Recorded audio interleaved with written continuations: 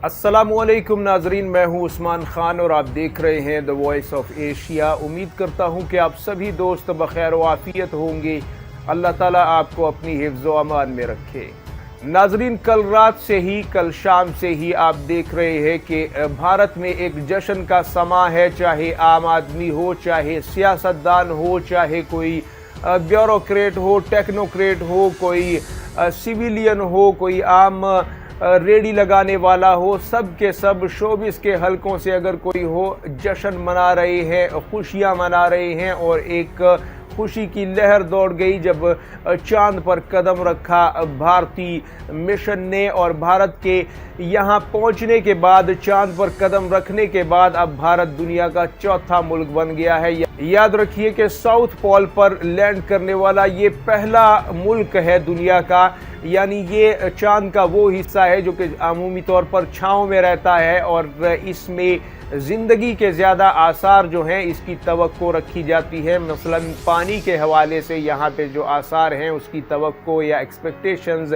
ज़्यादा रखी जाती हैं। और चूँकि अभी तक अमेरिका, चीन या रूस जो चांद तक पहुँचे हैं इससे पहले, वो इस मुकाम पर लैंड नहीं हुए साउथ पोल पर, इसलिए इसके हवाले से जो मालूमात हैं, जो कीमती मालूमात हैं, वो यकीनन भारत को हासिल होंगी। और भारत इस हवाले से भी काफ़ी इसमें नुमाया हैसियत इख्तियार कर गया है। खुशी का मकाम है और जश्न बनता भी है, क्योंकि जब आप बहैसियत एक कौम आपसी इंतशार, आपसी लड़ाई झगड़ों को भुला करके किसी मकसद के लिए जीते हैं, अपने मुल्क की इज्जत, वकार और इसका नाम पैदा करने के लिए कोई कोशिश करते हैं और वो कोशिशें रंग ले आती हैं, वो मकसद हासिल हो जाता है, आप उस मंजिल को पा लेते हैं, तो फिर आपका जश्न करना बनता है। और पाकिस्तान की तरफ से हम भारत को मुबारकबाद भी देते हैं और इस खुशी का इजहार करते हैं कि कम से कम बर्र-ए-सगीर पाको हिंद से पहला मुल्क भारत बना है जो कि चांद तक पहुंचा है।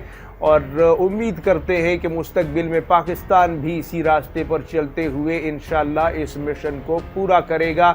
और यहाँ पे नाज़रीन, मैं आपको कुछ मालूमात भी देना चाहूँगा इस प्रोजेक्ट के हवाले से भी और पाकिस्तानियों के मिले जुले जज्बात के हवाले से भी, जो मजाक में कह लें या फिर संजीदा कह लें, लेकिन वो बड़े मानी खेज़ जो जुमले हैं जो पाकिस्तानियों ने सोशल मीडिया पर शेयर किए हैं। इसके अलावा पाकिस्तानी स्पेस रिसर्च का जो इदारा है स्पार्को, उस हवाले से भी आपको ब्रीफ करेंगे कि पाकिस्तान का आखिर ऐसा कोई प्रोजेक्ट है या फिर जो प्रोजेक्ट मरीख पर पहुंचने या फिर स्पेस रिसर्च के हवाले से या फिर चांद पर पहुंचने के हवाले से जो बातें आज से 10 साल पहले, 8 साल पहले या 6-7 साल पहले हुई हैं, या फिर तुर्की ने जो इस हवाले से ऑफ़र की थी, उनका क्या बना और अब पाकिस्तान का ये इदारा स्पार्को क्या कर रहा है, और यहाँ पे भी हम रोशनी डालेंगे।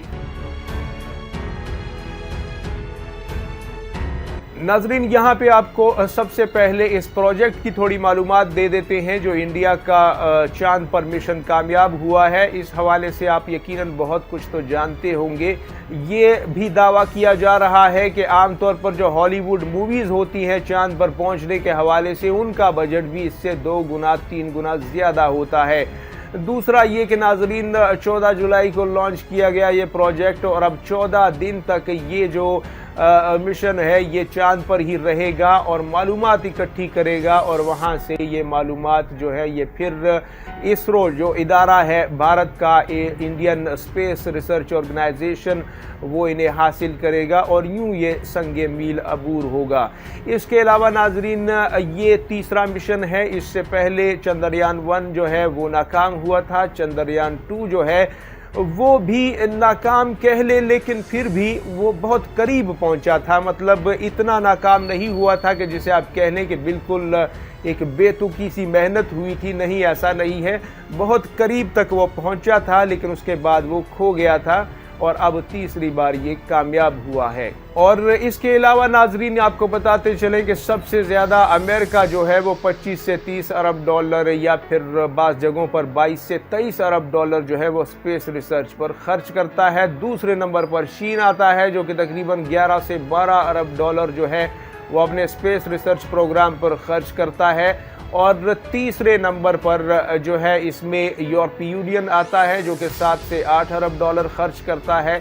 और अब भारत जो है वो 1.6 अरब डॉलर के साथ चौथे नंबर पे है। जापान 5वें नंबर पर है 1.5 अरब डॉलर के साथ। बाज़ जगहों पे नाजरीन, बाज़ जो आलमी माहिरीन हैं वो इसे पैसे का ज़िया भी बताते हैं। वो उनका ये मौक़िफ़ है कि टैक्स पेयर का बहुत सारा पैसा इस पर ज़ाया होता है और इतनी दूर आप एक मिशन को भेजते हैं, अरबों रुपए खर्च करते हैं, अरबों डॉलर खर्च होते हैं और उसके जवाब में चंद एक पत्थर लेकर जो है वो आपका मिशन वहाँ से वापस आता है, जिस पर फिर सालों साल खोज होती है।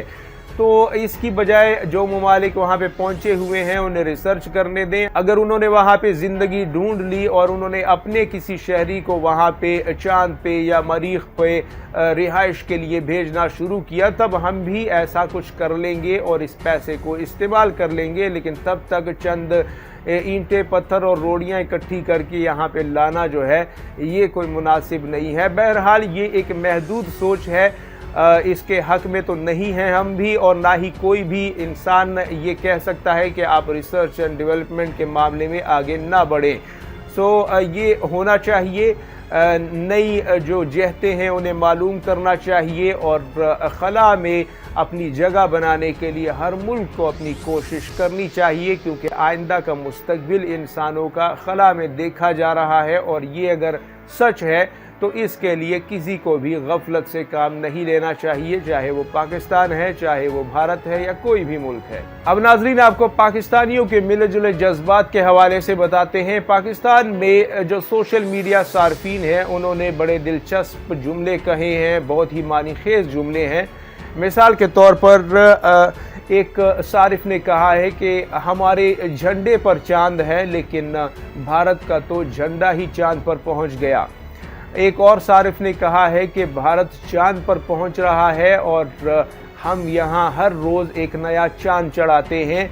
यानी आप इससे अंदाज़ा लगा सकते हैं कि इशारा पाकिस्तान की मौजूदा सूरत हाल, मौजूदा हालात की तरफ हो रहा है। एक और सारफ ने यहाँ पे नाजरीन कहा कि भारत चांद पर पहुँच गया है और हम नाजुक मोड़ पर पहुँच गए हैं और सारी उम्र इसी पर ही खड़े हैं। एक और सारिफ ने बहुत ही दिलचस्प जुमला कहा और उन्होंने कहा कि भारत चांद तक पहुँच गया है, चांद पर कदम रख चुका है, लेकिन हम अभी तक ईद का चांद एक ही दिन देखने की कुदरत नहीं रखते, और ताकि हम अपनी ईद एक ही दिन कर सकें। जबकि एक पाकिस्तानी सारफ ने यह कहा कि 615 करोड़ यानी 6 अरब रुपए तो पाकिस्तान के एक अदना से करप्ट सियासतदान या करप्ट टेक्नोक्रेट या ब्यूरोक्रेट या किसी भी सरकारी ओहदे पर फाइज शख्स की बाईं या दाईं जेब में पड़ा होता है।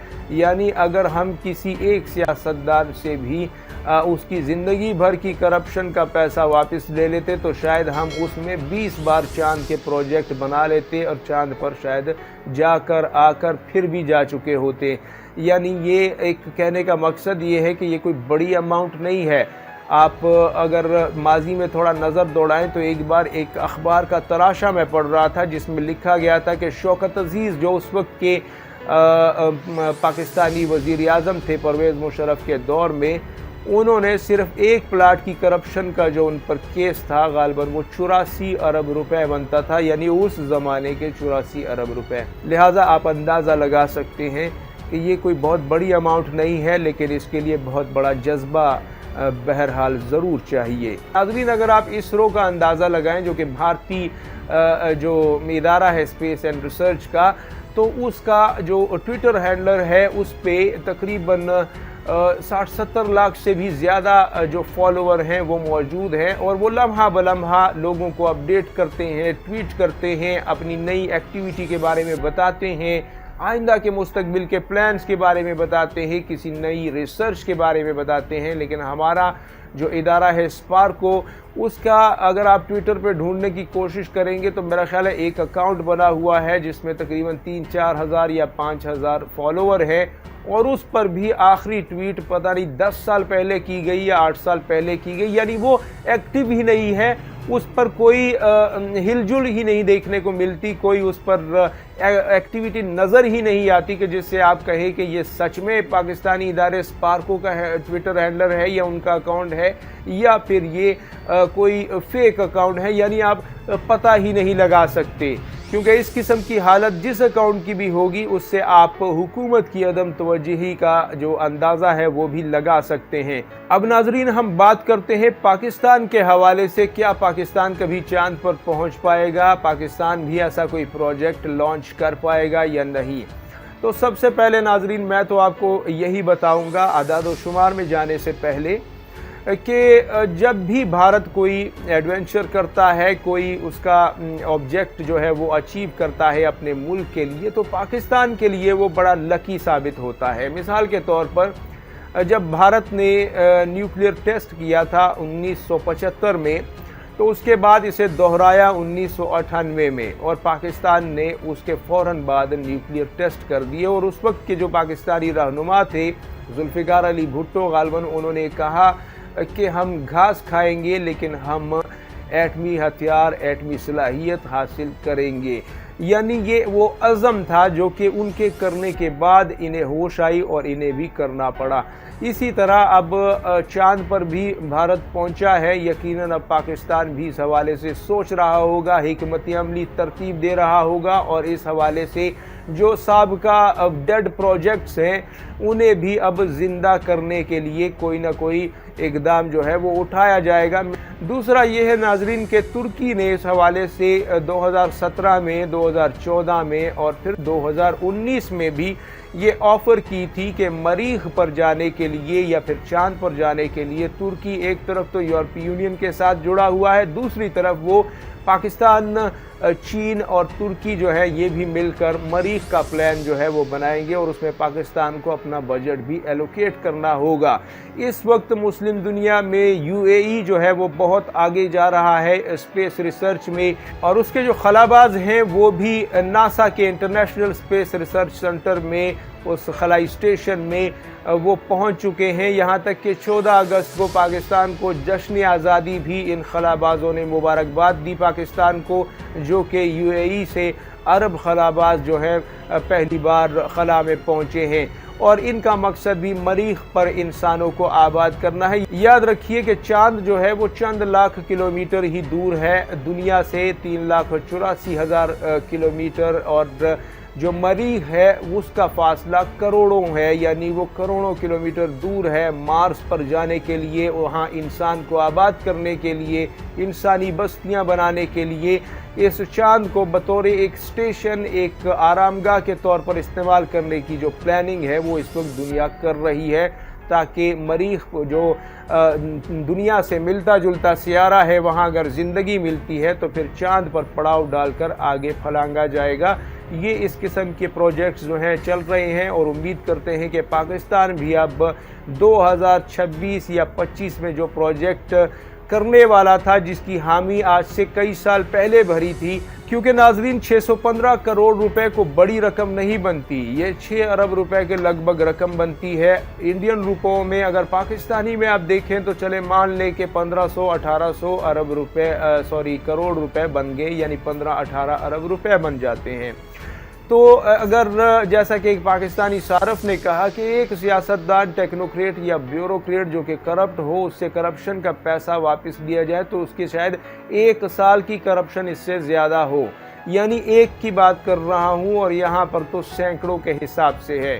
तो ये नामुमकिन नहीं है। दुआ करते हैं कि पाकिस्तान भी इस हवाले से आगे बढ़े, जिस तरह पाकिस्तान हर मामले में, चाहे वो एटमी हथियार हो, चाहे वो एटमी टेक्नोलॉजी हो, चाहे मिज़ाइल टेक्नोलॉजी हो, चाहे वो तैयारा साज ममालिक की फहरिस्त हो, चाहे वो टैंकों और दीगर जो टेक्नोलॉजी के इक्विपमेंट हैं उनमें पाकिस्तान का एक नाम हो।